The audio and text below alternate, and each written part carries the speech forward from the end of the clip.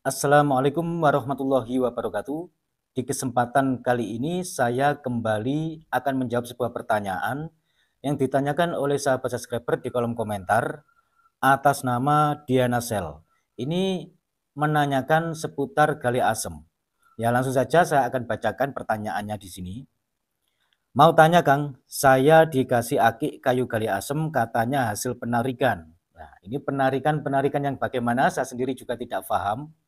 Menarik dari dalam tanah, ditarik keluar, terus diambil atau bagaimana, atau di dalam tengah-tengah pohon asemnya, dipotong terus ditarik atau bagaimana, saya sendiri juga tidak mengerti maksud dari penarikan yang dikatakan oleh Diana Sel ini.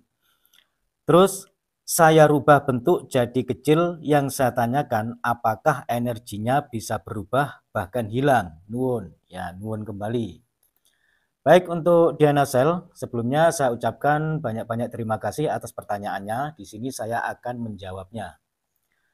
Perlu sahabat-sahabat ketahui, khususnya buat yang bertanya, Diana Sel, untuk jenis gali asem atau jenis benda-benda lainnya, termasuk fosil gali kelor, fosil kayu lainnya, bahkan dari jenis batu akik sekalipun, setiap dirubah selalu ada perubahan dari segi energi secara alami.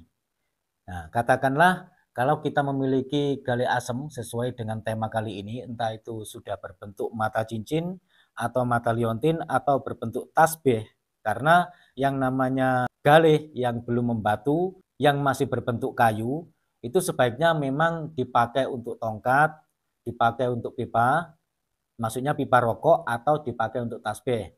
Nah, itu akan lebih cocoknya, akan lebih baiknya, karena yang namanya perhiasan itu kurang pas kalau terbuat dari kayu begitu. Itu menurut versi saya. Kalau selain saya mempunyai versi yang berbeda tidak masalah. Kembali ke pribadinya masing-masing. Dan itu sah-sah saja, kalaupun dipakai perhiasan juga tidak apa-apa. Ya, kembali ke tema, apakah energinya bisa berubah atau hilang? Intinya begitu ya. Kalau secara alami, energi pada sebuah benda, ini sudah berkali-kali sebenarnya saya jelaskan di video-video saya sebelumnya. Dan entah berapa kali, kesekian kalinya saya sendiri juga nggak tahu karena sudah saking seringnya.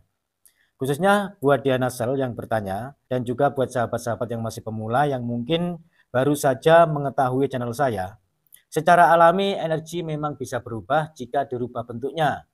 Kalau dirubah bentuknya yang awalnya bentuknya itu besar, agak besar, terus dirubah menjadi agak kecil, otomatis secara alami energinya atau powernya akan berubah turun menjadi kecil sesuai dengan bendanya. Karena setiap benda apapun di muka bumi ini semua menghimpun energi secara alami.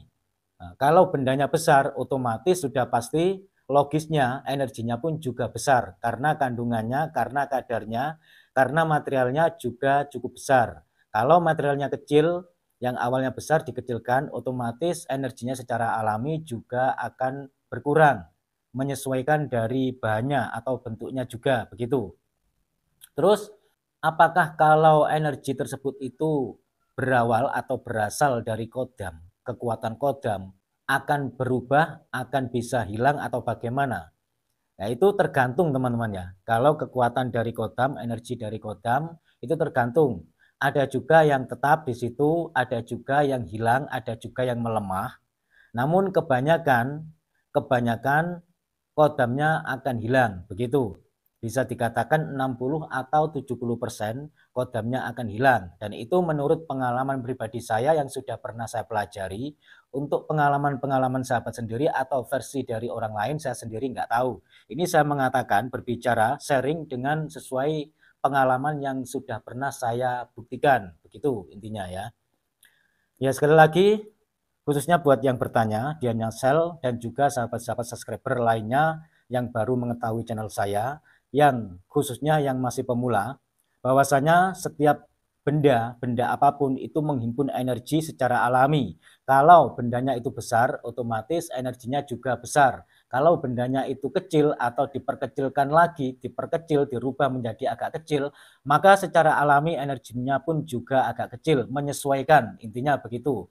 Saya ulangi lagi, kalau untuk energi atau kekuatan yang berasal dari kodam, itu juga tergantung, hampir sama dengan yang sifatnya alami kalau dirubah. Tapi kebanyakan kalau kekuatan dari kodam itu kodamnya menghilang, begitu, karena sudah tidak sesuai lagi dengan bentuk dan dengan ukuran awalnya, yang mana kodam tersebut itu telah menyesuaikan dengan bentuk dan ukuran tempat atau batu akik atau benda bertuah lainnya yang sudah ditempati atau yang sudah didampingi, begitu. Kesimpulannya begitu ya. Ya, buat sahabat-sahabat tercinta semuanya dimanapun berada, yang namanya eh, galih asem, ya, namanya galih asem, itu kan energinya alami, kecuali kalau diisi dengan kekuatan-kekuatan lain, katakanlah diisi kodam atau dilakukan ritual-ritual khusus, sehingga di situ mempunyai daya magis yang sifatnya gaib, yang maksudnya yang berhubungan dengan makhluk-makhluk astral seperti kodam, itu beda lagi. Karena yang saya miliki, yang saya pegang ini sifatnya alami. Lalu apakah bisa berkodam? Bisa, tergantung yang memakai, tergantung yang memilikinya. Kalau yang memilikinya merawat terus, insya Allah nanti akan juga dihuni kodam yang sesuai. Maksudnya kodam tersebut sesuai dengan energi yang terkandung pada galih asem atau energi alami yang terdapat pada galih asem. Karena segala sesuatu semuanya itu menyesuaikan. Ada juga yang sengaja memang diisi kodam untuk melipat gandakan energinya, itu juga tidak apa-apa, tidak masalah, sah-sah saja, asalkan kodamnya itu dari golongan kodam yang positif, begitu. Ya, sudah jelas teman-teman ya. Ya baik, untuk jawaban singkat dari saya ini semoga bisa difahami dan semoga mudah difahami buat sahabat yang bertanya khususnya, dan juga buat sahabat-sahabat lainnya yang baru mengetahui channel saya, juga termasuk sahabat-sahabat yang masih pemula. Sekian dulu dari saya, kurang lebihnya saya mohon maaf, semoga bermanfaat. Wassalamualaikum warahmatullahi wabarakatuh. Rahayu, salam budaya.